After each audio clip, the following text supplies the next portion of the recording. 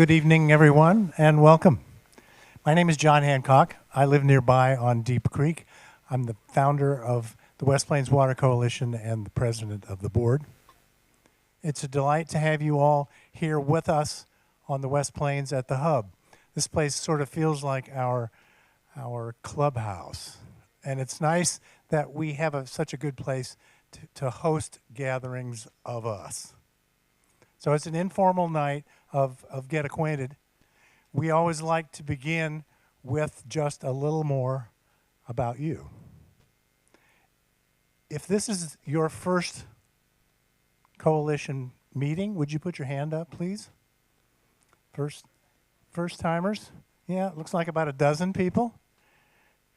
And how many of you live on the West Plains? That is your house on this map? And I'd say that's about half. And these orange dots on this map represent homeowner wells.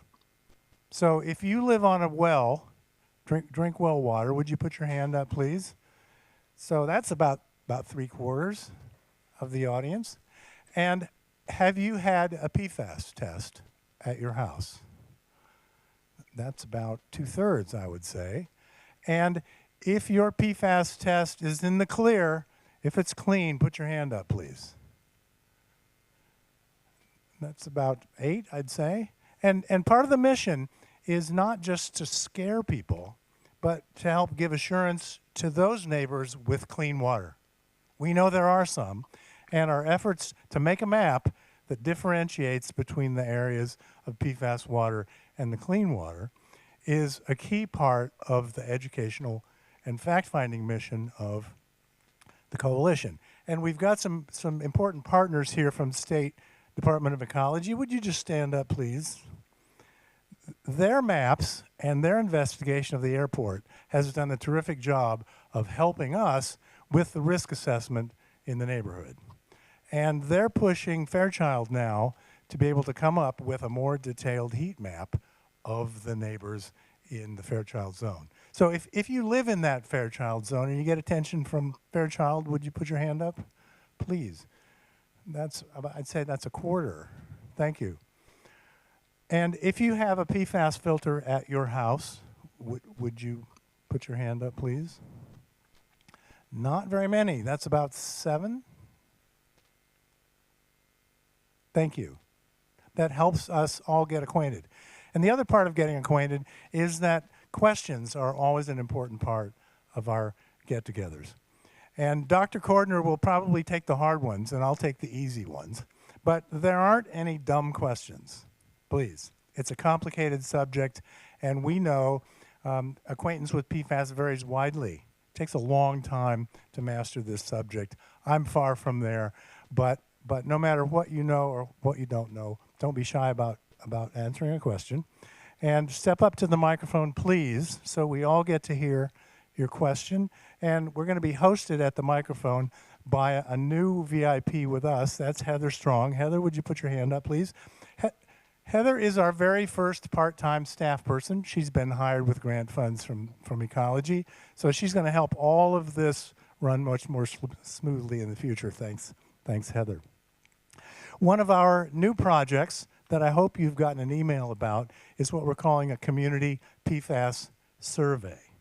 We're inviting 100 people in the community to tell us more about how PFAS has affected your life. It's an online questionnaire, 30 questions. We won't know who you are. It's not just anonymous, but it's confidential. So you can tell as much truth as you can stand to us about your own PFAS experience. We'd love to hear from you. And the kingpin of that project is the chairman of our Coalition Health Committee. That's Dr. Gail O'Neill. Gail, stand up, please. And if you've got questions about that survey, she's the one who knows all the answers. If you don't remember getting an email from me that announced that survey, there's a poster in the lobby with a QR code. You can just point your phone at it and go right straight to the survey. It's easy. It's probably a 20-minute session online with thoughtfulness about PFAS. You don't have to be a member of the coalition to take part in the survey. We won't know who you are, whether you are or not. But membership in the coalition is basically just a mailing list There's no financial commitment necessary to be a member. We're just trying to gather a list of nearby people who care about PFAS and care about health. There are several upcoming events in this series of educational events. In January, there's a whole night of real estate with the assessor, with a couple of lawyers, with a couple of realtors from the West Plains to answer all your questions and to talk about the complexity of property values and PFAS results. In March, there will be a meeting here to report out the results of the health survey. We're working on a whole night about firefighters and PFAS. Doesn't have a date yet, but stay tuned for that information. It's the sort of information that we push out to members really easily. So if you sign up on our website as a member, here's the address, you'll get information about meetings and about PFAS pushed out into your mailbox. This is sort of a complicated science night, and Alissa Cordner is terrific at explaining. But if there are people in the room who just eat up this hard science stuff, we've got a seat at the table for you in our Science and Engineering Committee. Some of this is too complicated for me. That's why we need a committee of smart experts with a background in science, engineering, and we'd love to have you join in so that we can all keep going down the road together on this really complicated subject. I was delighted last spring to know that there was a national PFAS expert in our own backyard. That's Dr. Alissa Cordner. She's a professor of sociology at nearby Whitman College in Walla Walla.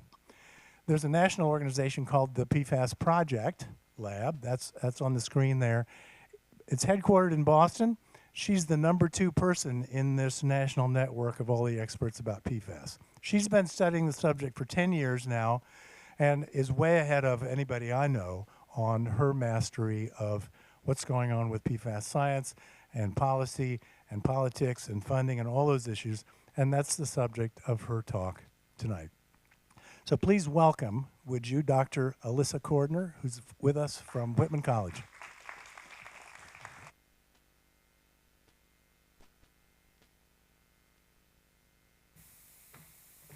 Great, thank you so much. That was far too generous an introduction. And I had laryngitis last week, so I have my water here in case half an hour of talking is a little bit too much. It's great to be here, and I was fortunate to spend the afternoon and evening getting a really firsthand lay of the land with John and other members of the West Plains Coalition. So really thankful for the opportunity to be here. And let me make sure I have my slides go in the right direction. Yes. Here. How is that? Oh, how's that? Better? Okay. I'm going to aim for this soft, echoey sound that I'm hearing. As John said, my name is Alissa Cordner. I am a sociologist, and I'm a professor at Whitman College in Walla Walla, just a few hours down the road. And as John...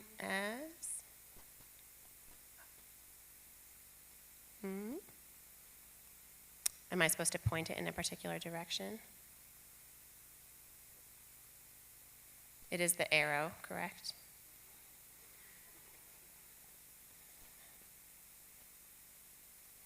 Oh, there we go. Oh, and I can see it right there.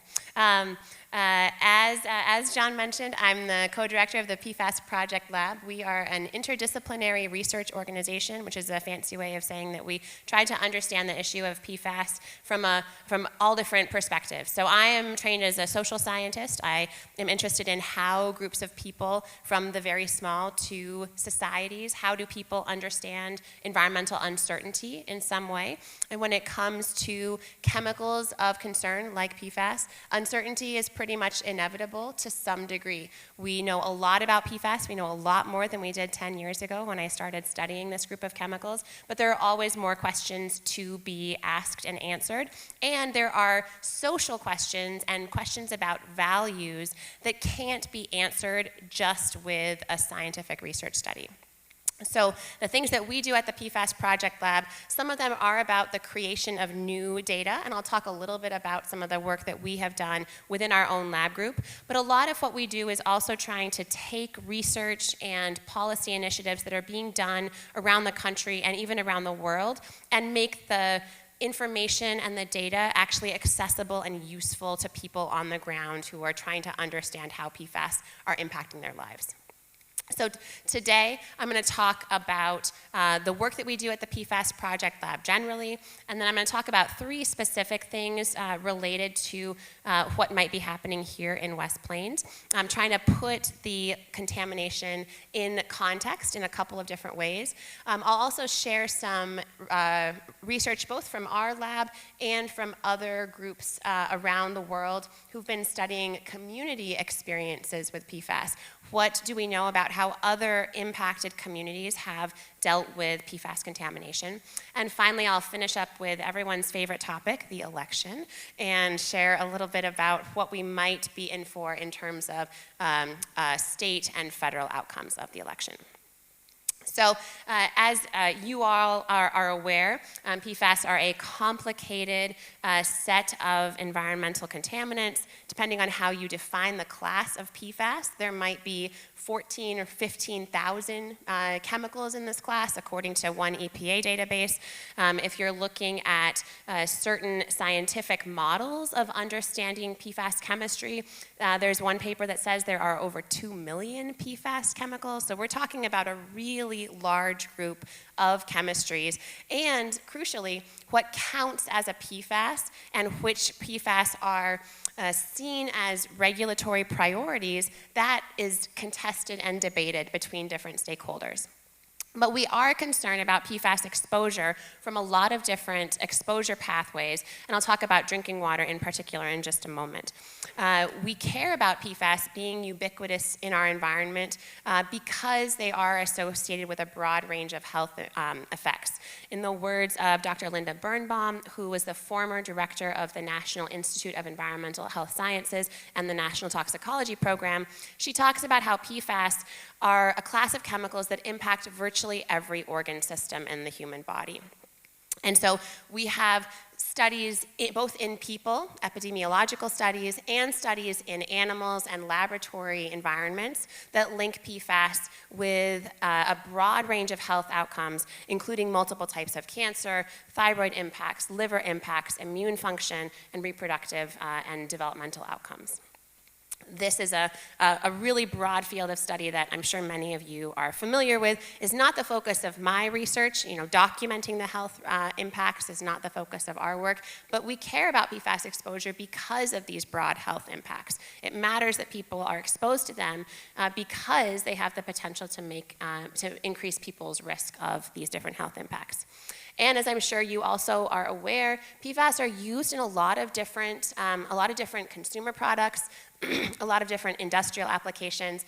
They're really widespread in contemporary life. However, you often hear, excuse me, you often hear this statement about the ubiquity of PFAS used as a way of downplaying the importance of people's exposure through particular exposure sources, especially drinking water from nearby contamination sources. So I'm guessing that many of you have heard people talk about PFAS in terms of, well, they're everywhere. They're in your cookware, they're in your rain jacket, they're everywhere all around us.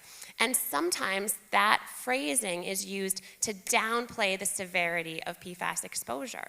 But we can think about this, for me as a social scientist, we can think about this as part of a larger strategy that has been used historically by powerful actors, especially corporations, but also perhaps the government agencies, to downplay risks of health impacts as a way of delaying meaningful action. We talk about this in the sociological literature as manufacturing doubt. These are strategies that were first identified within the tobacco industry. You can think about the ways in which big tobacco, for decades and decades after they knew about the severity of exposure to tobacco smoke, downplayed those risks through the production of knowledge, the interpretation of knowledge, through trying to manipulate policy or regulatory actions. And I would argue that casting PFAS exposure as ubiquitous and therefore benign is another way of manufacturing doubt about the severity and potential consequences of exposure. For example, I interviewed someone who is a business trade association representative, think something like Chamber of Commerce, but not Chamber of Commerce, more sector specific. And this person said, as part of their overall argument to me that PFAS were not the biggest concern for them, quote, "PFAS are used in everything, from firefighting foam to textile treatments to anti-grease cutting in food. There are so many different uses within that PFAS class. You're going to ban everything at some point. Taken to its logical extreme, every single thing can be seen as a problem." This is the idea of, if it's everywhere, we just can't do anything about it. We have to be hands off. And this is a problematic approach, particularly for communities dealing with high levels of PFAS in their drinking water, because guidance documents like this one from the National Academies have clearly established that for communities who have PFAS in their drinking water is the primary exposure route. So this NASEM report from 2022 says, quote, "The primary route to PFAS in non-occupational settings is likely ingestion, which may include drinking contaminated water, eating seafood from contaminated water, or consuming other contaminated food, such as vegetables, game, or dairy products." So there's a really clear link between drinking water exposure and people's overall exposures to PFAS. This does not mean it's the only exposure route, but it's certainly the one that scientists know the most about and that there's been the most regulatory attention to. Now, one of the things that we've done at the PFAS Project Lab is try to better understand what's happening in a regulatory perspective around PFAS. As John mentioned, I started studying PFAS around 10 years ago in 2013, 2014, and at that time there was basically no federal action outside of a few small Environmental Protection Agency orders specific to individual chemicals or individual facility locations. What we have now is an uneven patchwork of regulatory actions across the country. We have lots of state and state legislative and regulatory actions, and we have a lot of focus on drinking water. Here in Washington State, as I'm sure many of you know, in 2021, the state adopted state action levels. I actually don't know if they were adopted or proposed in 2021. I don't want to use the wrong word.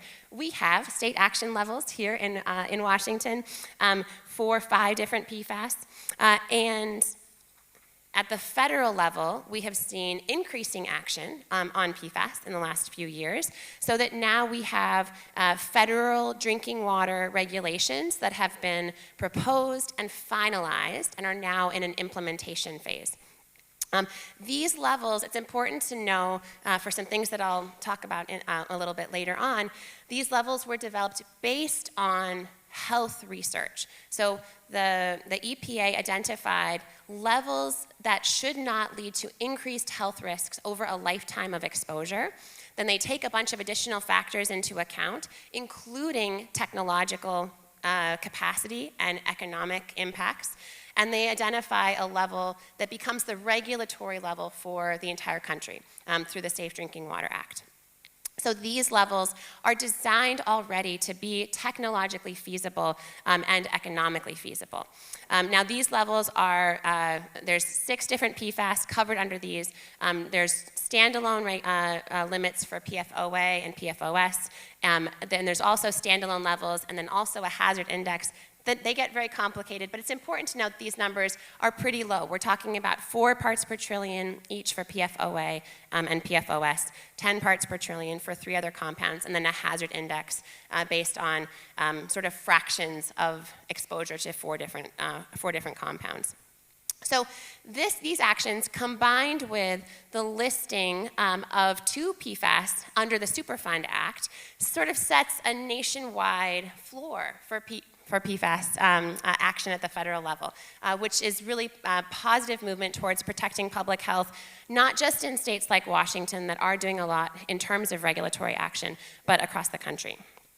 At the national scale, we do see a lot of different PFAS actions that can be legislative in terms of bills and laws, can be regulatory in terms of binding policies. It can also be non-regulatory. These can be actions by state agencies that on their own don't have enforcement teeth, but can be very impactful. You can think about, for example, the action by Washington State through the Chemical Action Plan process. You can think about task forces. A number of states have PFAS task forces that on their own don't have binding authority, but then can become used in these regulatory or legislative processes. In my research group, we've also looked at what we're talking about as peri-governmental organizations or actions. And these are things that are actually outside of the state altogether, but they become adopted into governance processes, or they become sort of de facto requirements in a way that actually exerts a type of governance force. And the example we've looked at is firefighting related standards through the National Fire Protection Association that on their own are not binding, but become very influential when they're incorporated into local or state law, or when they become de facto requirements through insurance standards or through insurance and purchasing requirements that must be met within individual fire departments. So big picture here, there's lots of governance work happening in Washington State and around the country on PFAS that approach the issues from lots of different ways. Through drinking water, definitely, but also through things like food packaging, waste issues, et cetera.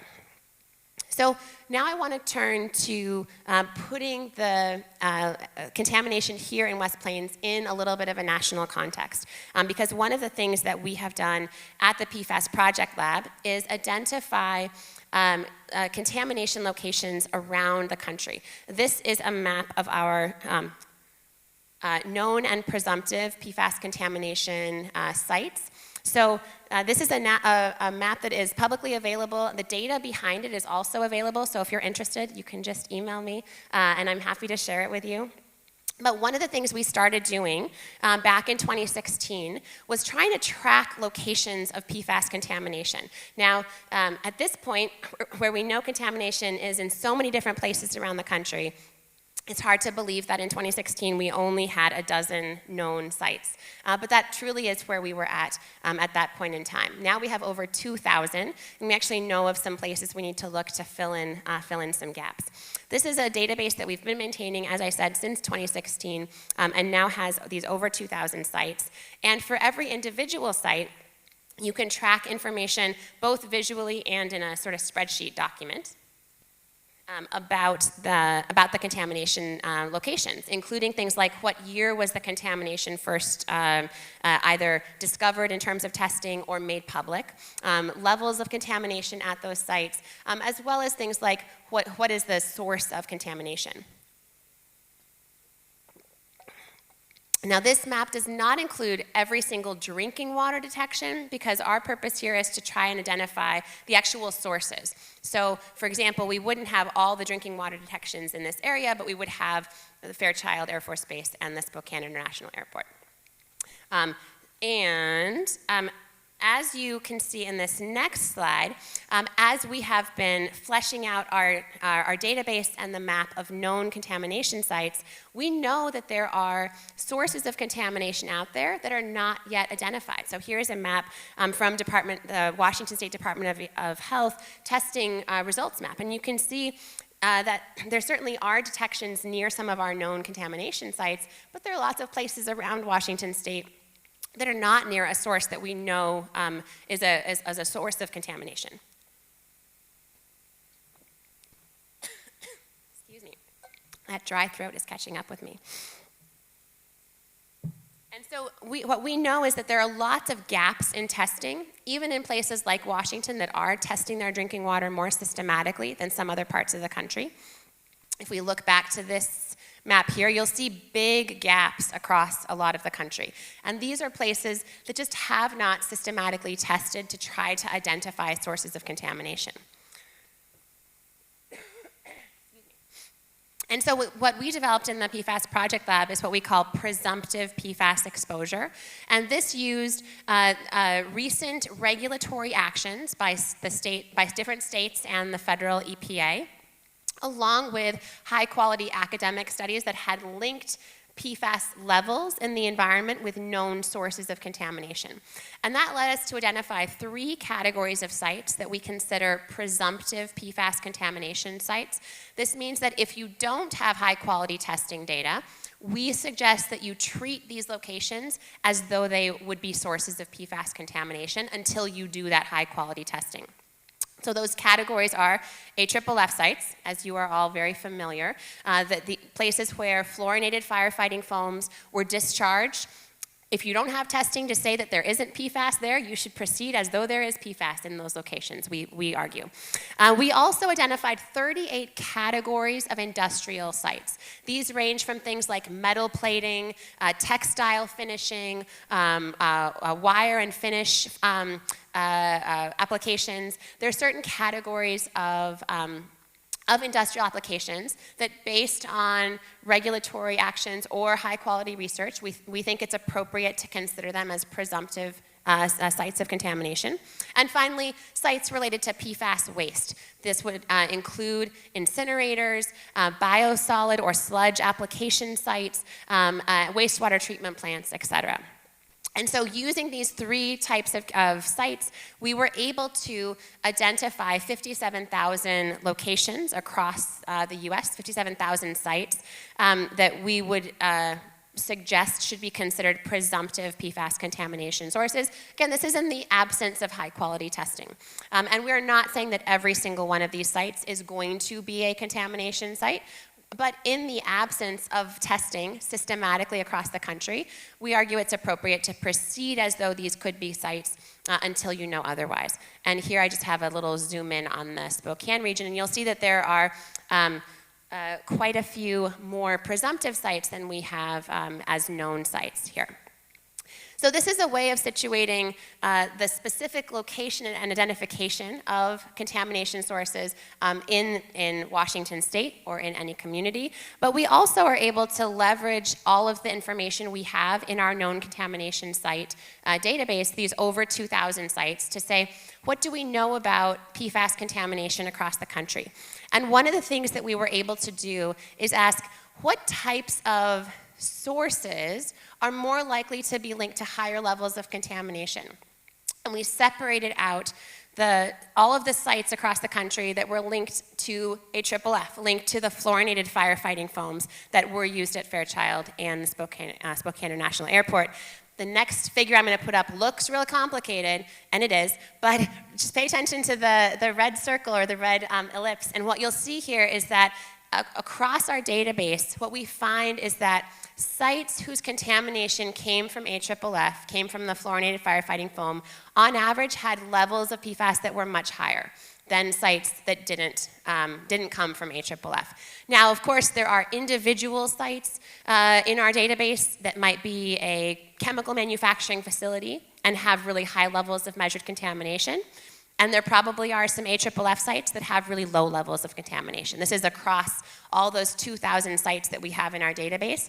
What we see is that we have higher average PFAS levels in AFFF sites. And so this, I think, is perhaps interesting information for you all to be thinking about where your contamination is coming from locally. We also could think about the individual values that we're measuring in different places. That's another way of putting PFAS contamination levels in context. As I mentioned, the EPA's standalone drinking water levels for those chemicals are 4 parts per trillion or 10 parts per trillion. The hazard index makes it a little more complicated, but we don't have to get into that. So just keep those numbers in mind. And then the highest private well level that I'm aware of, at least around the Fairchild Air Force Base, is about 4,400 parts per trillion for the sum of several PFAS. The highest on-base measure, 176,000. So much, much higher levels compared to those health-based drinking water levels. And that value for test well 5 on Fairchild is in the top 7% of levels that we have in our database. So in terms of where the source contamination sort of plays out in the whole nationwide spectrum, the contamination on Fairchild is indeed extremely high compared to what we see across the country. As I said, again, the top 7%. So that's a little bit to put the PFAS contamination here in context. The next thing I want to talk about is community experiences. What do we know about the impact of living in an impacted community, the experience of learning about contamination, the experience about living with that contamination from other social science projects? So this idea here, this idea of corrosive communities, this is not specific to PFAS, but it did seem interesting to share for you all. The idea of corrosive communities was developed in the 1970s by an environmental sociologist who looked at what happens typically after a disaster that comes from a natural hazard. Think a flood or a hurricane. There was a lot of research at that point that showed after a disaster like that, what typically happens in a community is that the communities come together. People help each other. They tend to engage in a lot of what social scientists call pro-social behavior. There's a lot of helping each other out. There's a lot of mutual support that happens. In contrast, if there's a disaster that comes from a technological hazard or a human-caused hazard, this sociologist coined the phrase corrosive community to describe the types of more harmful inter-community relationships that can form. He talked about the idea of the ambiguity of harm, where the uncertainty about the cause or source of the harm or the disaster can make it hard for community members to know how to process it, how to interact with their neighbors or with colleagues. In particular, he noted that when there were lawsuits involved that split the community into different segments, that this could create different systems of blame and attribution and essentially I guess sort of an infighting relationship within those communities. Now, I'm not saying that's what's happening here, but I thought this was interesting to share in terms of what scholars have traditionally seen in communities that are experiencing these, what you might call a technological hazard. Now, there's been a lot of work that finds this type of outcome, say after an oil spill, a concentrated single event, or think about the big derailment, that train derailment in East Palestine last year. Lots of blaming of different parties, questioning, well, did they do what they were supposed to do? Whose fault is it? That's the type of corrosive community outcome that Freudenberg might have expected. And there really hasn't been that same finding of that pattern with the sort of lower level, not lower level, the sort of not a single crisis event that might be experienced when a community is dealing with long-term exposure to an environmental hazard. But I wanted to share this as sort of a classic or foundational idea in the social sciences. Now, there are 3 papers I want to talk about in terms of PFAS contamination in particular. So the first was an interview-based project that looked at residents who were impacted by Gen X contamination in North Carolina. This is an industry contamination. There's a PFAS manufacturer that had been releasing high levels of PFAS into the river system and into the air. And these researchers found that impacted residents experienced what they called coerced ignorance. So the uncertainty that they experienced around where the contamination was coming from, whether it was harmful, and who was responsible, that uncertainty was not inevitable. Rather, that uncertainty was produced by the actions of state agency representatives who consistently changed the health-based levels that they said were safe, and produced by Chemours, by the industry, by the corporation that consistently denied that they were responsible, denied that there was a problem until they were kind of backed into corners over and over and over. And so this idea of coerced ignorance looks at the ways in which people's experiences of uncertainty, it's not that they're not able to understand the information or able to evaluate how they would feel about that information. Rather, the information around them is always changing in a way that is designed to protect the interests of those who are in power. The third paper, it comes from Australia, but it looks at perceptions in impacted communities who are getting water that is impacted by AFFF. And this study, it's actually a couple of studies by the same research team, they found that community members, again, experience a lot of uncertainty. They didn't identify the same coerced or strategic or I guess coerced nature of the uncertainty that the North Carolina team did, perhaps because there wasn't a single responsible industry party who was consistently trying to downplay their own responsibility. Rather, the contamination that the Australians were dealing with came from local firefighting stations who were testing and training with firefighting foam in their own backyards, and then from the military, the federal military. And so these studies picked out especially concerns about health for children. They identified how residents would talk about their own health concerns and would really, if they were parents, especially parents of young children, would identify real concerns about health of their children, either current health problems or a concern for future health problems. They also talked about lots of stress and anxiety experienced by residents. And this was anxiety not only about health, but also about socioeconomic impacts, concerns about real estate values, concerns about whether they were going to be able to sell their homes, whether they were going to be able to retire the way they thought they were going to. And so these were concerns that came through very strongly in this study. The last study that I'll mention briefly came out of our research group, and this study looked at how activists who were working on PFAS, activists who came from impacted communities, how they engaged in the production of new knowledge about PFAS and exposure. And this study found that the activists were not just receiving and learning about science, although they definitely were doing that. They became extremely literate in the complex world of PFAS science. But they also actually changed the research trajectories. They helped to co-design studies. They helped to direct the progress or the paths that were taken by state agencies and the work that they were doing. So they made real, concrete changes in how PFAS research was done, who was involved, how it was funded, and at what levels. And we talked about this as scientific opportunities. So they weren't just translating data or learning about science, but they were actually participating in the scientific enterprise.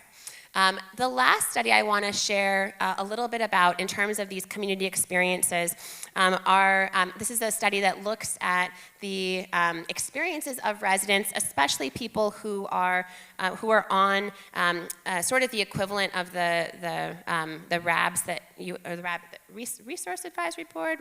What does the R stand for? Restoration, thank you. The Restoration Advisory Board. So there are two sites in New England, a former Air Force Base that's turned sort of trade port, business port in New Hampshire, and then a fire training center in Hyannis, Massachusetts.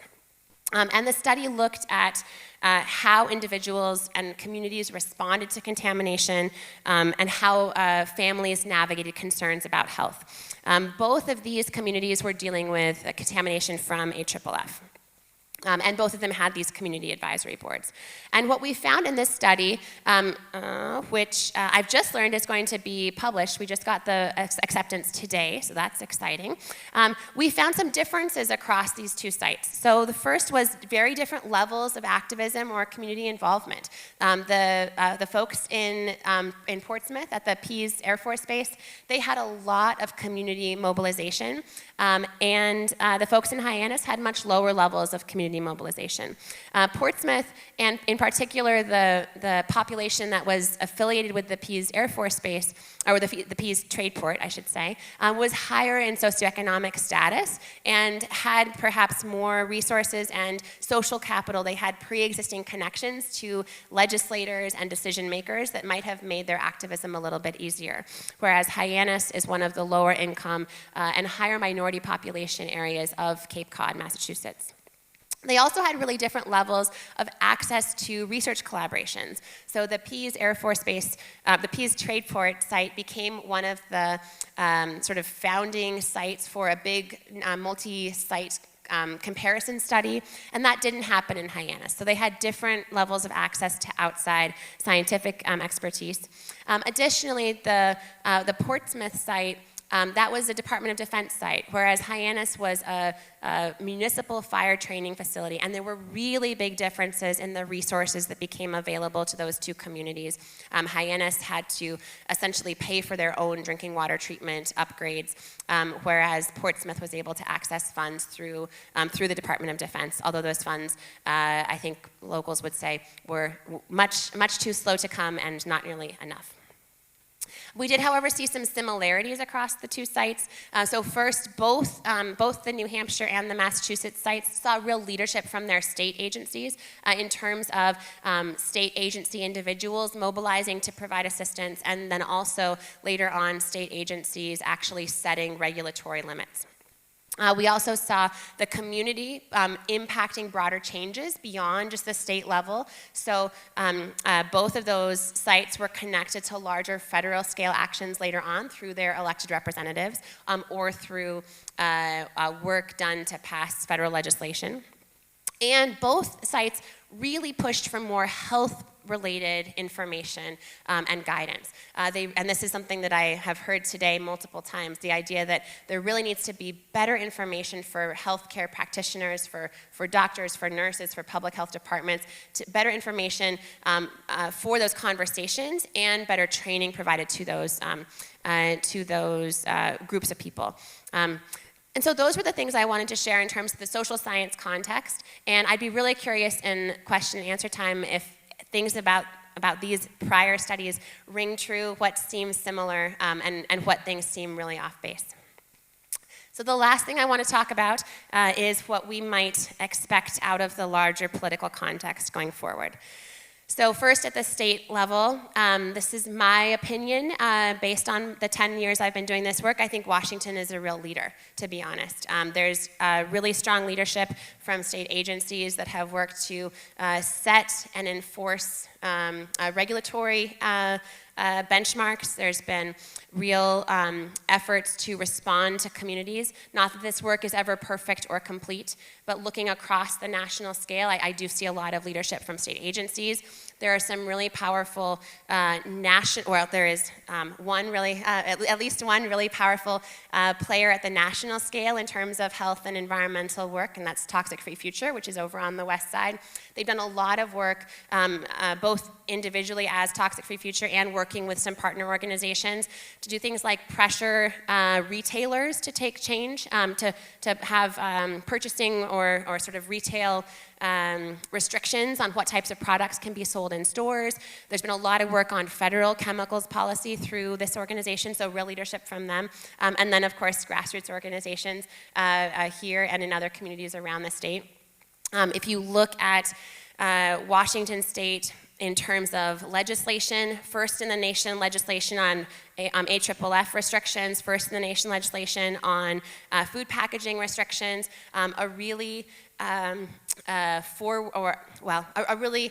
prevention-oriented system through the Safer Products for Washington program, which looks not just at what chemicals might be harmful for health, but actually how can we make sure that the replacements aren't just as bad or worse? So how can we avoid a process of what we could talk about as regrettable substitution or detrimental substitution, where you're moving from this chemical, this other one that might be just as bad or maybe even worse, but we just haven't studied it as much, so we don't know very much about its health effects. We've seen that with PFAS. One of the early PFAS that was used in the production of Teflon, PFOA, was replaced with Gen X, and we know that Gen X now is associated with a broad range of health impacts. It's one of those chemicals that has now the federal drinking water regulations. So we don't want to see that same process playing out over and over, and Washington's Safer Products for Washington Act law, program, whatever it is, has those built-in mechanisms to try to avoid that regrettable substitution. So again, this is my opinion as an individual. I think Washington is a real leader. What we have seen out of the statewide elections is that, Inslee said, outgoing Governor Inslee says, for the first time in generations, voters picked a full slate of Democrats to lead our 9 statewide elected offices. This means that the direction we've been going, I would say we are likely to continue going in that same direction. You never know as new people come in, but the orientation of the Washington state government has been pretty pro-health, focusing on health, focusing on long-term planning and long-term work, and I think that is, again, my opinion, I think that's likely to continue.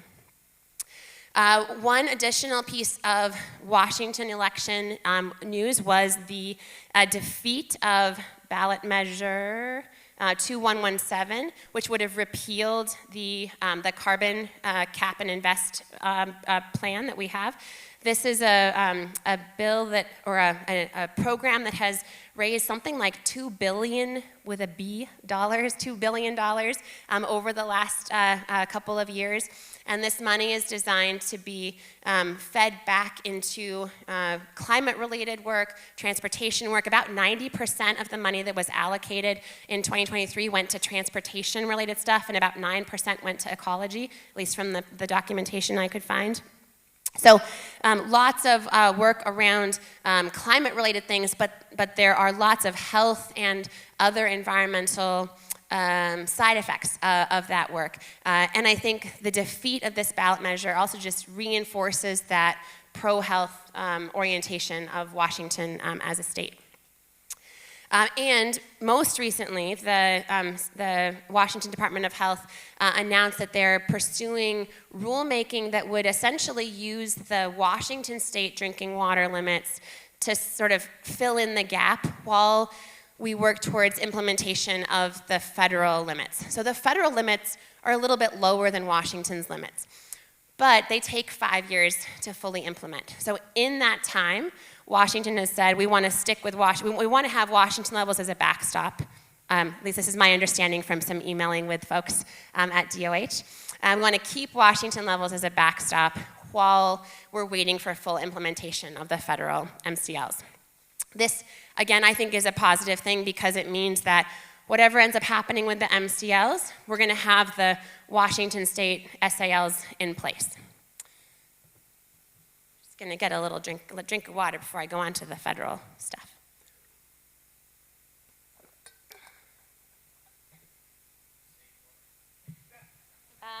Yes, it is. It's from John's house. Yeah. Oh. All right, so federal stuff. A quick note about Department of Defense. So in September, the Department of Defense announced that in its process of implementing the Superfund listing of the 2 PFAS that are now covered under the Superfund Act, they have decided to prioritize for cleanup wells that are at or above 3 times the federal MCLs, the federal drinking water standards. So they're saying, here's the level that the EPA says is the health-based benchmark, and then we're gonna go up to 3 times that, and that's gonna be our cutoff for identifying and prioritizing cleanup. Now, they said they wanted to do this essentially to triage. There's a lot of contaminated wells out there, and if they're gonna focus on some, they wanna focus on the ones that have more contamination. Concerns about this, though, are a fewfold. So first, it's not clear why 3 times. There did not seem to be any science-based or health-based justification for the choice of 3 times above the MCL. If there was, I didn't see it, and I would love to see it. So if anyone has seen what the justification was, please let me know. Additionally, the EPA's levels, as I mentioned a little bit ago, they already were evaluated to be technologically feasible, to be cost effective in terms of balancing the costs of intervention and the long-term and multifaceted costs of human health harm. And so it's not clear why the DoD can't meet these standards that already were identified as being technologically feasible and cost effective.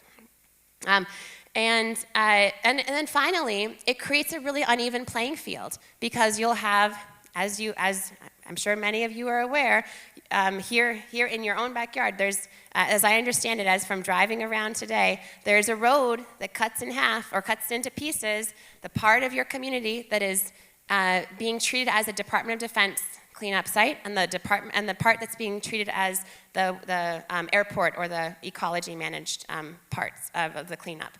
So you're going to have folks on one side of the road being cleaned up to one level, and the other side of the road being cleaned up to the other level. And this type of arbitrary intervention level is not protective of public health, and it also is just not fair. It's not an equitable way to pursue cleanup. So I don't know what will happen. This was the September memo that came out, and I think there has been certainly conversations about this, and I believe even tomorrow there's going to be a webinar where the DoD provides a little bit more context or answers some questions. Maybe, I don't know if they will answer questions, but there will be a webinar tomorrow, so perhaps we will know more after tomorrow. But we'll see what comes with this. If this is held and pursued, it strikes me as not something that is protective of public health and not something that is equitable. And then finally, what's going to happen federally in terms of the incoming Trump administration. So Lee Zeldin is the nominee for the new EPA administrator. The title of EPA administrator is just like being the director of the Environmental Protection Agency. And the EPA is the agency that does all of the Safe Drinking Water Act work, all of the Clean Air Act work, and regulates industrial chemicals. So this is where most of the regulation of PFAS is coming, is out of the US EPA. Zeldin is a lawyer and was a former Republican congressman from New York, out on Staten Island, I believe. This is my embarrassment of not knowing the difference between Staten Island and Long Island. Out on the island. He was out on the island, and he is PFAS aware. There are several known PFAS contamination sites in the district that he represented. During his time, he voted yes for 3 out of 4 PFAS-related bills. They were all bills that passed with Republican majorities, and the one he voted against did not pass, obviously. He voted against a lot of other chemicals-related and environment-related action. He has come in with a very clear deregulatory mandate. And so it is uncertain what this means for chemicals work more broadly, for toxic chemicals broadly, and for PFAS specifically.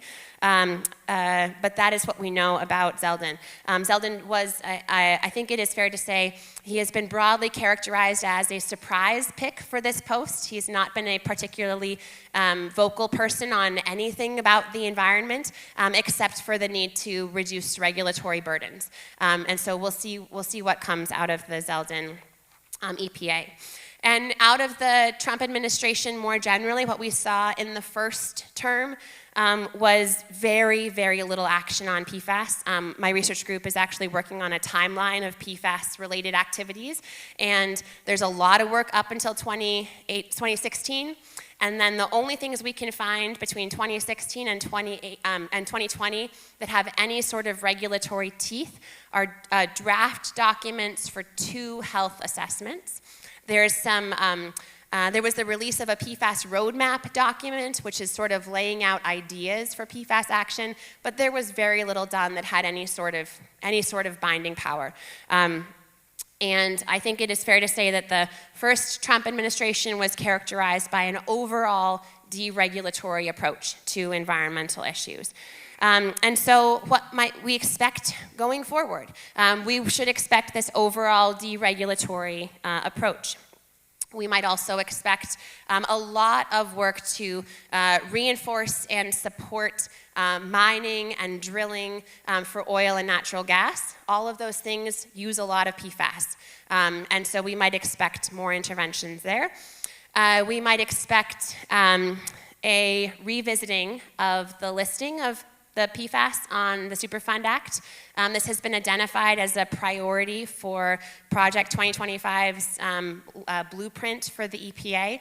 And this is that document that came out of a conservative think tank. 31 of the 40 authors or editors on Project 2025 are either advisors or former staff people to President-elect Trump.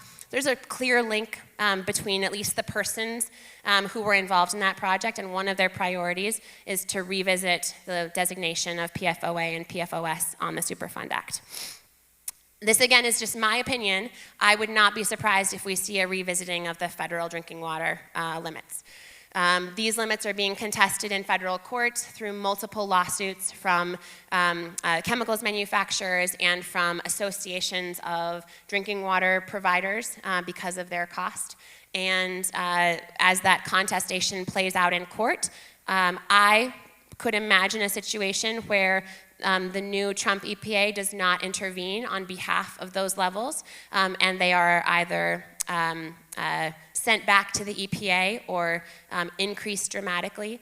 There's an individual, Michael Dowerson, who was, for a moment, was Trump's appointee to direct EPA's chemicals branch within EPA under the first administration. He actually couldn't be confirmed because he was seen as not sufficiently impartial.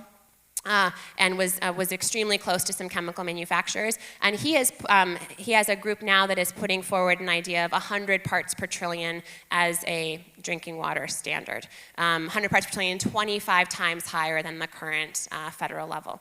I'm not saying that that's what will happen. I'm just saying I personally would not be surprised if there are efforts to revisit those federal levels. But we will see what happens over the next few years.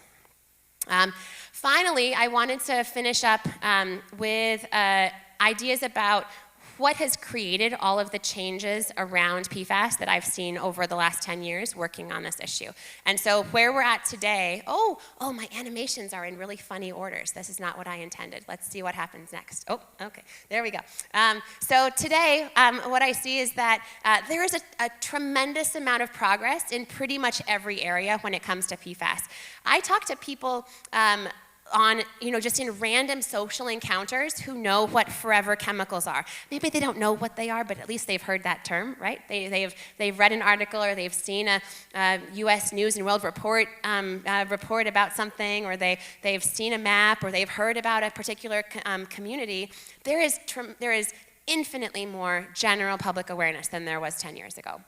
There's also so much more scientific understanding, not just from where I'm sitting as a social scientist, but our knowledge of PFAS toxicology and epidemiology and exposure science and treatment science and remediation. Those things have increased so much over the last 10 years. And we've seen also really dramatic changes in management of this class of chemicals at the state level and the federal level. And why do I think that happened? Well, I think it came from a lot of different forces, including media attention, including lawmakers who were working to push these issues at the state and federal level, including scientists, including across a really broad range of disciplines. And this, I want to say this next one, imagine that it's highlighted to call your attention. Grassroots organizations and people sharing their personal stories have been tremendously impactful in motivating those four previous classes of people. The reason why the media pays attention is because individuals tell their stories and individuals share what's happening. And the reason why scientists like myself and so many of the people that I work with do this work and care about it is because we talk to folks who are living through this experience every day in a way that me living in Walla Walla, I don't feel that in my daily life. So having experiences like this, or having experiences in other places where I come together with folks who are directly, personally, daily impacted by PFAS in their drinking water, that changes the work that we do. And it's created really meaningful change at local, state, and national levels. I truly believe that that is why we are seeing all that stuff on the right-hand side, is because of the increased awareness. And it all feeds together, right? You all learn about it because of testing, and then you share your stories with the media, and then there's more regulatory pressure on DoD, right? It all feeds together. But the role that grassroots organizations and impacted people play cannot be understated. So that is my sort of overall reflections on the last 10 years. A few resources, and these are all things that are linked on our website, which is pfasproject.com. We have a contamination site tracker, and we have the publicly available map. We have a governance tracker as well, which I didn't show you, but has about 1,200 actions at the regulatory and legislative scales, states, all 50 states, and the federal scale. And then a few other resources that I think are really valuable. PFAS Exchange has a ton of really useful fact sheets and resources. They have things like, if you know what your drinking water level is and you want to guesstimate your blood levels, here's a conversion formula, and vice versa. And then they have a fact sheet that says, if this is your blood level, here are the routine screenings you might want to get from your health provider. So lots of really useful tools there at the pfasexchange.org. Silent Spring Institute is one of our collaborators. Collaborative for Health and the Environment, CHE, has a bunch of webinars related to PFAS and just overall things on toxic chemicals more generally. The Green Science Policy Institute has a PFAS-free buying section. So if you want, like, I've been trying to find a PFAS-free waffle maker for a long time. I keep checking this guide to see if there's a good PFAS-free waffle maker. You can look there and see if there's a particular product that you're in the market for. And then the NASEM guidance that I mentioned a while ago, looking at communication with health providers, and has very particular recommendations about health screenings. So thank you all so much. It's really been a pleasure to be here. I look forward to more conversation, and thank you all again.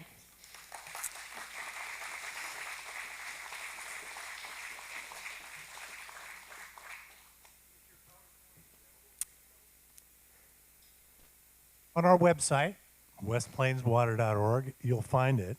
And in case you didn't write down everything that you heard tonight, online through our YouTube channel, you'll be able to see the complete recording of this occasion beginning on Thursday. So go to westplainswater.org, look up our YouTube channel. She'll be the first listing. That's our way of keeping this education going, and we're starting to be of interest to communities across the country who somehow have gotten a link to what we're doing and find it valuable to them too. So on this website, there's a lot. We'll keep updating it. Some of these resources we just saw are available through our website. There's a big button that says the PFAS Project. Click that and you'll get to this long list of resources. And I also brought some copies of a one-page flyer that are out on the table that have a QR code and have links to all the same things as well. So help yourself to the handouts that are in the lobby. Most of them are also available now or soon through our website. So send other people here that you know of who have questions. Your own questions, please. Don't be shy.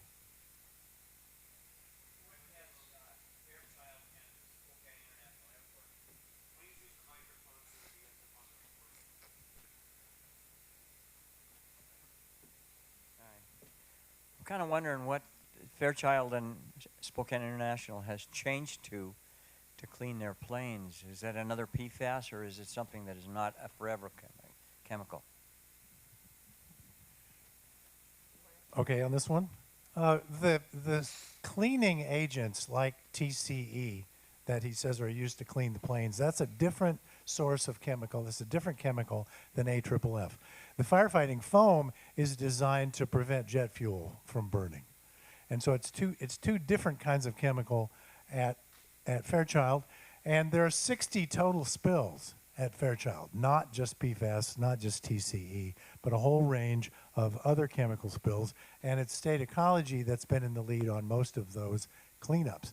But fluorine-free AFFF is now in use both at the airport and at the Air Force Base for the past several years. And the process of cleaning up the tanks and the fire trucks of the fluorine content took a while, and all of the rinse from the fire trucks went to hazardous storage, hazardous disposal sites. So they've done their best to clean up the old poisonous AFFF and replace it with something that's not as dangerous as it was before. Nobody says it's totally safe. It's just less dangerous now than it was before.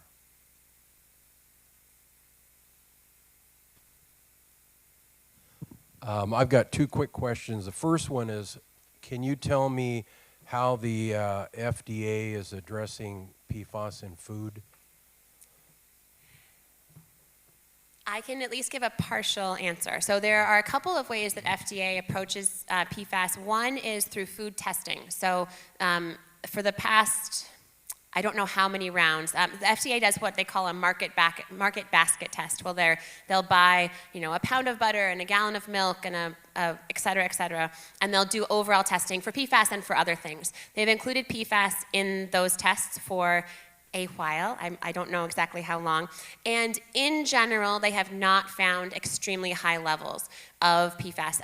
Early rounds of that testing, there were some concerns about their levels of detection. So basically, how low could they find it? There were concerns that the levels of detection were too high to be meaningful in terms of health. More recently, my understanding is that the testing is pretty good. And so the question now is, PFAS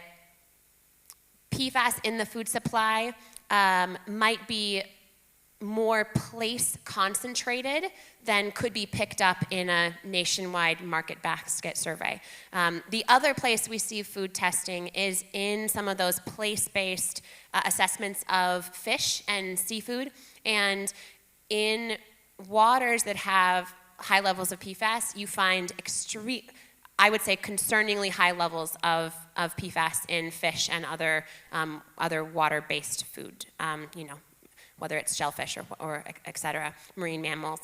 So there's a real concern about exposure through diet if the animals or the fish are in a PFAS-contaminated medium. You also see testing of wild game. So the state of Maine recently issued a localized do not eat turkey and venison order for a particular location in the state of Maine. And so it might be that the FDA testing generic food from across the country isn't picking up place-specific differences that would be picked up with targeted testing. The Washington State Department of Health has now just completed their second round of testing, and maybe John wants to talk a little bit more about this, but they did looking at home-based livestock for livestock that was in homes with known PFAS contamination in the drinking water. And the first round of that testing found pretty widespread levels in eggs, for example. Some eggs levels being not a concern and some egg levels being quite concerning. And then I don't know if you want to talk about the more recent round of, and then I'll come back to the second piece of the FDA. So the question that Department of Health is investigating is do our chickens and our hogs and our beef cattle from here drinking PFAS water result in locally grown foods that are harmful for us to eat? And the results were mixed, but there were some farms that had unhealthy levels of PFAS in the eggs and the blood of the cattle. So they came back for round 2 and collected 25 samples from locally grown products right here in our neighborhood, and a dozen more from Sela, downstream from the Army base near Yakima.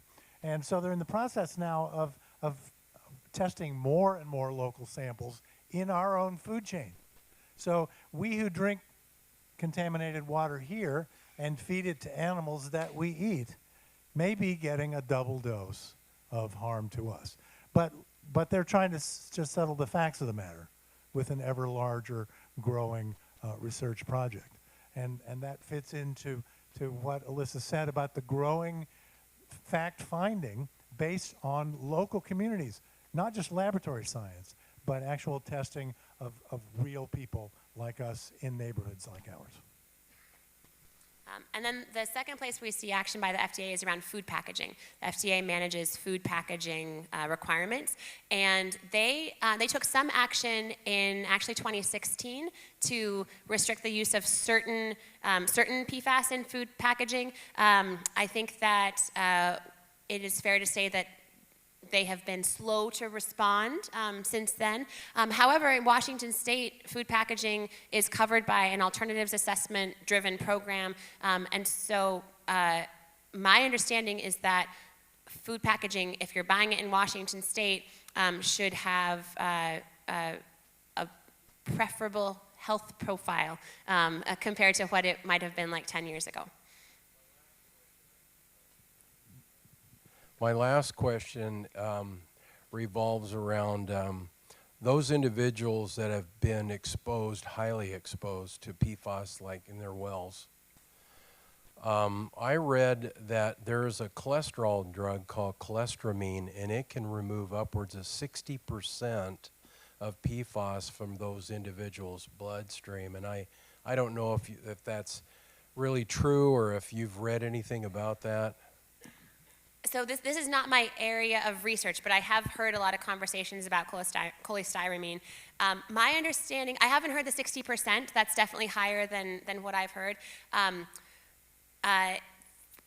Cholestyramine also has a lot of other health impacts on its own, and so there's a lot of risk associated with taking that particular drug. Researchers who I know who do study PFAS and health impacts and PFAS exposure very directly from a biomedical perspective, I don't know of any of them who are frankly thinking seriously about this drug or about any sort of blood dialysis type treatment. The universal sense I get from those folks who study that type of thing is that PFAS are so tightly bound to the parts of your body where you might want to remove them from, that it is not a path that they're looking at right now. And so the best case scenario is reducing future exposure from drinking water. If someone is highly exposed, if their drinking water is contaminated, reducing that exposure, eliminating the drinking water exposure, perhaps targeting particular dietary interventions. If, for example, you're a sport fisher and you fish and eat a lot of fish out of a waterway that we know has PFAS, and Washington State has done a lot of PFAS testing in freshwater fish, and so you can get information about which bodies of water have detected PFAS in fish. That might be another intervention that you pursue. But the next thing that you might consider is monitoring health. And there's a list of particular health endpoints that you might want to monitor. I'm not aware of any sort of bioremediation strategies that are safe and effective, unfortunately.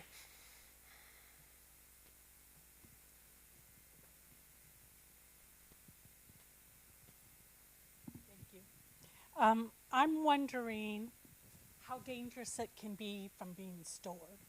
Do I have this on? Can you? Okay. I'm wondering about how dangerous it can be to be stored. Because I see that it's listed as Spokane Airport has had it stored, and Fairchild has had it stored as kind of like one of those negative bullet points. But if it's just stored, how dangerous is that? I don't have specific information on how either of those sites is storing. Is it AFFF on site or storing other or spent GAC filters on site? I would say in general, and maybe other people know specifics about on-site storage here. In general, concerns would be whether the storage capsules are actually secure for the long term, not just for the next year, but for the next however many years it takes to get a very clear high-level waste treatment for the concentrated waste streams. Concerns about if there are natural hazards that impacted those facilities, like if a wildfire came through, if a heavy wind event, are they really secure? That would be my sense about storage concerns. I spent a few years on the Hanford Advisory Board, which at that time, this was pre-2020, they were not, they were in the realm of, we're not going to, we don't want to deal with PFAS, so we're just not going to test yet. Yeah. But they were looking at lots of other storage challenges, and storage facilities that were designed to last for the long term are not necessarily lasting for the very long term at Hanford, and I would be concerned about that in terms of long-term storage for, at a military facility or at an airport here. But I don't know the specifics about how it's stored. So as I understand it, the media tried to say, oh my gosh, now Spokane International Airport is contaminated and it's spreading. That's the message we got. And the airport didn't want to, just said we're within whatever, within range or whatever. Mm-hmm. So I think that what we're saying is that they have no incidences of it. They probably don't have training like the Fairchild did. But maybe Spokane they still have some in storage. Yeah, Spokane definitely would have tested and trained with AFFF. Large airports were, and maybe we have an expert in exactly this situation. Bree speaks about the airport, so she's got the expert facts about what happened at the airport. I was trying to go through one meeting without talking in front of everyone. So in terms of storage, yes, there is specific storage requirements both at Fairchild and Spokane International Airport. There are known releases at the Spokane International Airport, and that is something we are currently investigating through our process that we're ongoing at the airport. Mm-hmm. That documentation with all that information should be forthcoming in the next few weeks. We're kind of in the process of evaluating it. But there are specific events. They have done testing of their monitoring wells to see what's going on, but again, we're still in that information gathering phase. Okay. I want to ask Let me one talk more about question. let me talk about releases at Fairchild, because that's documented. They tested and trained with PFAS 2 or 3 times a month at Fairchild, live shooting it out of the fire trucks for 40 years. And it's been estimated that a total of 60,000 gallons over all that time was actually released into the world through the training and 2 or 3 crashes at Fairchild. So that's not from the storage. That's from actually squirting the stuff. And that's what's in our water. It's not a drip from the storage tank in either of these places. It's actually the use of the firefighting foam in the way it was designed. And it's a terrific product to save lives of people on the airplanes. So it was a great product applied to military specifications at the time by people from whom the danger had been hidden. So the firemen didn't know the poisonous nature of the product that they were using to save lives at airports. And that's part of the hidden nature of the poison, which is what all the class action suits are about, is you guys knew and you didn't say. And so we've been drinking poison water for 2 generations because it was covered up. And that's unprying the whole story, which Alissa talked about at the beginning, is that the uncertainty was planned. It wasn't scientific uncertainty, it was regulatory and policy uncertainty and cover-up. I have one last question. Okay. In my mind, I think you spill something in the ground, it rains, you water it, it washes through and it cleans itself. Or it ends up in an aquifer and whatever. So how about our gardens? I mean, I'm in the city of Airway Heights, so I've had clean water since 2017. So, and I've been eating my food that I grow. How's that? What do we know about that? I just have a new daughter-in-law that doesn't want to eat anything out of my garden. I don't know if there's any local testing of produce. Do you know? In general, researchers have shown that PFAS can be taken up through garden produce. It's not taken up evenly, depending on the type of produce. The root might have more, or the leafy part, or the berry might have more, depending on what what product it is.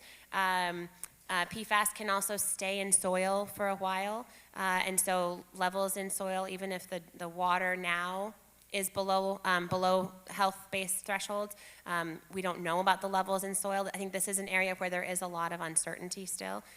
Maybe. Some of our area, and the creek is really high because it was tested by these people here.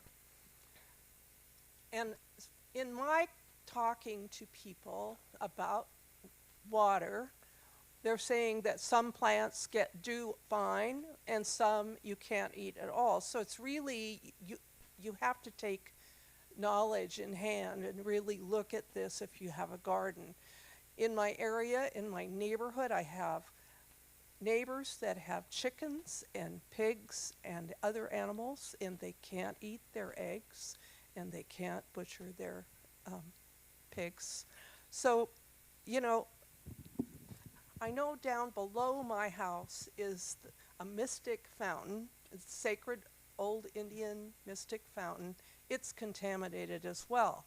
And so we have water flowing east and west in my property. It's not going northwest. So that is really contaminated, and it's going farther down, so it's going right into the river.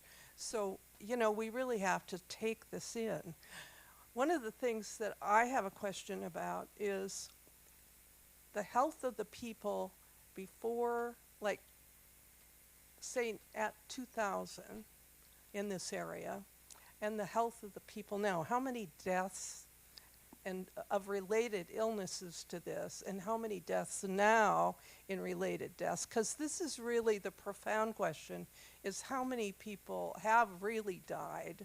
And that is the real question about this. Property values may be part of our lifestyle and stuff, but dying is another thing. So I would suggest everybody really do some fact checking about what plants you put in and whether or not they're going to be contaminated, because some plants aren't going to, but some will be. And I think one of the enduring challenges with trying to understand PFAS and health impacts is that when scientists and regulators talk about PFAS exposure being linked to health impacts, they're not saying that every single person is going to get kidney cancer or have a thyroid disease, but they're saying that exposure above certain levels is going to increase someone's risk of developing those conditions. And so we're talking about changes that take place over the whole population, over the whole community. And we're also talking about changes that include death, but aren't just death. They might be people's experiences with illness. They might be decreased quality of life. They might be the pain and suffering of living through an illness or a cancer or another health impact, or a family member's health impact. And so I think that's something that is, that quite frankly, researchers and statisticians are not,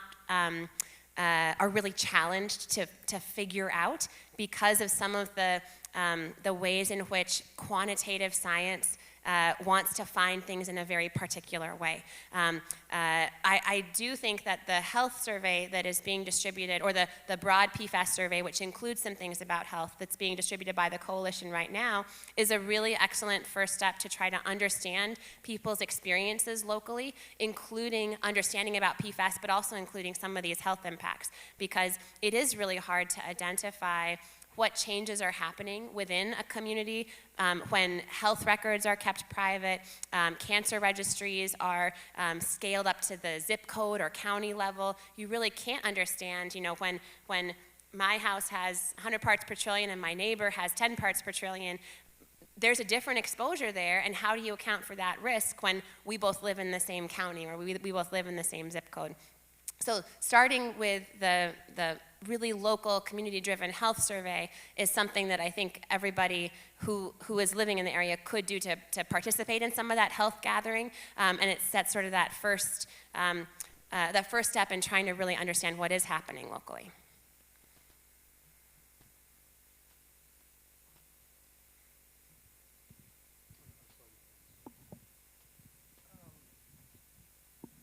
I've done some research myself online, and it seemed like Battelle company has possibly one of the better filter systems, and I tried to reach out to Battelle unsuccessfully so far, and I don't know if anybody else knows anything about this, but I'd be interested in hearing if they do. They have a filter system apparently where they heat the water to 367 or some odd degrees, and then they run it through filtering, and supposedly it eliminates all the PFAS.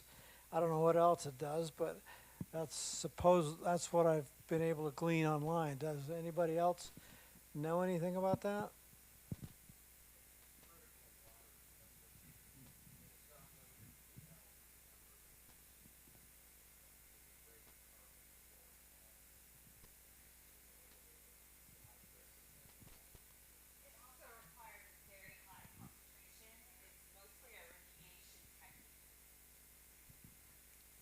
That is more, are we on?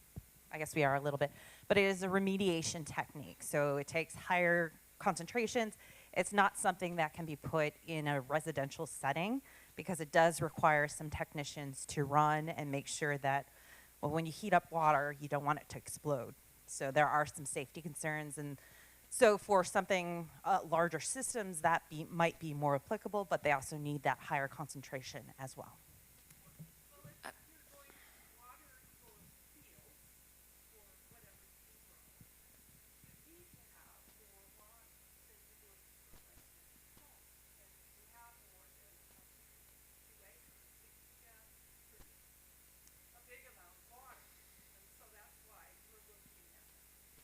So there's a difference between the quantity of water, so how much water you have, and how much of the PFAS is actually in that water. So for usually that supercritical oxidation, you need a higher concentration in the source water. Some of our water, one of the PFAS is 69%. Okay. So either 69 parts per trillion or 690, so depending on what your factor is. 69. That's technically not, that would be the very low end of the material. So I'll pass it on. If the question about agriculture and water with PFAS in it is a really big one in the West. And if you remember the concentration on the East Coast, where the food production is not, and the concentration on the West Coast, where it is, if this country can't solve the problem of agricultural clean water, we're all in big trouble, because that's the food production. And the USDA has been really slow in even using the word PFAS because it's such a threat to the world as we know it. But it's time to get real about that threat in a way that politics can't overcome the science for very long, I'm sorry to say. So what we all have to say about PFAS in our agricultural world here, I think scientists like the doctor are going to have to pay attention to. So they want to hear from the results of what we find in our own community. So I have a concern as a spouse of a social worker and as a retired teacher, taking the concerns of the impacts of government or lack of government action, or the roadblocks of government. And I'm concerned if your research has showed anything about where, say, a local government entity portends to have solutions that are not realistic, that are more intentional than they are on the ground. And does that relate to community distrust, concerns about infighting, casting aspersions, and denying responsibility?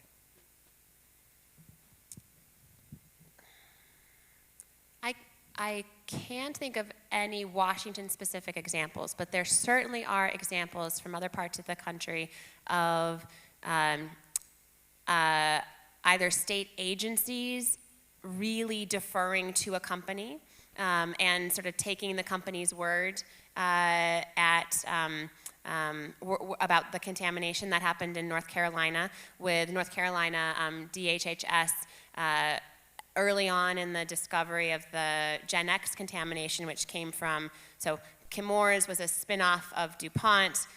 DuPont's that sort of original, one of the original PFAS manufacturing companies, and they spun off Chemours as their performance chemicals division. And so then all of a sudden, all of the factories that were DuPont now are Chemours. It's magic. And early on in the discovery of the Gen X contamination, DHHS in North Carolina really deferred to Chemours. They used their internal studies, they used their risk assessments to identify safety thresholds. And I think this is accurate, this is at least my understanding of the situation. If it hadn't been for some local scientists who had measured Gen X in the water and then pressure from local residents, they probably would have stuck with that really high level because they could derive it from an industry document. So I think that's an example of a state agency not acting in a way that was primarily about being proactive with public health. There are also examples of legislators, individual legislators introducing bills that would be quite harmful in terms of PFAS-related action. So in Indiana last year, there were some legislators who co-sponsored bills that would have defined PFAS really narrowly. I talked early on about how depending on how you define PFAS as a class of chemicals, there might be about 15,000 chemicals. That's an EPA definition. But the PFAS industry would like you to think that there are just a few hundred in-use PFAS compounds, which really then limits the scope of what you might be thinking about in terms of drinking water protection. And so there were actions by individual legislators to have a very narrow definition of PFAS. So since we're in Washington and I'm more familiar with Washington, I was able to talk about some of these more positive steps, but there certainly are examples out there of work done by individuals or agencies that isn't primarily about protecting public health. Does that answer your question?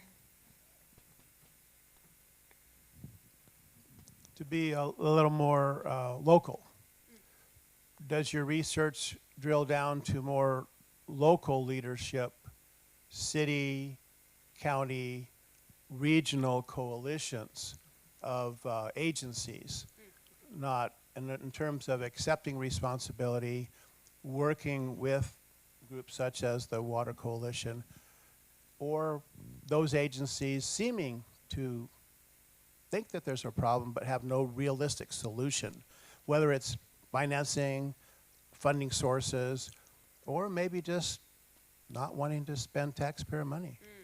We haven't looked at that, but that's a great suggestion about where we should be when we're trying to understand what's happening with individual sites, to not just focus on what's happening with the states or what's happening with the responsible parties, but also to think about things like financing. So I'll definitely take that back to our group. Thank you. My opinion about that, and then we'll close, is that I think there's an excellent collaborative spirit among the government agencies now, because we've banged on the pots and pans hard enough that a lot of people have had to listen. The media has been interested in what you all have to say. She said when regular people step up to tell their story, things happen. And that's how I'd like to close the evening, by inviting you all, when the media calls, tell your story. Don't be shy, because you're with us all. You're not one of a kind. You're part of hundreds of people on the West Plains. And I thank you for your interest and your commitment to the work. And we'll see you again right here. Stay tuned for your email for additional announcements of upcoming meetings. And watch the press, because the press is paying attention to us. And the County Commission is now looking in the right direction towards West Plains solutions. More details to follow. And thanks very much for coming. Alissa, thanks for your trip up here. Stick around. I can't promise coffee and donuts, but there's literature, there's conversation, and there's good people that want to know you better. Thanks for coming.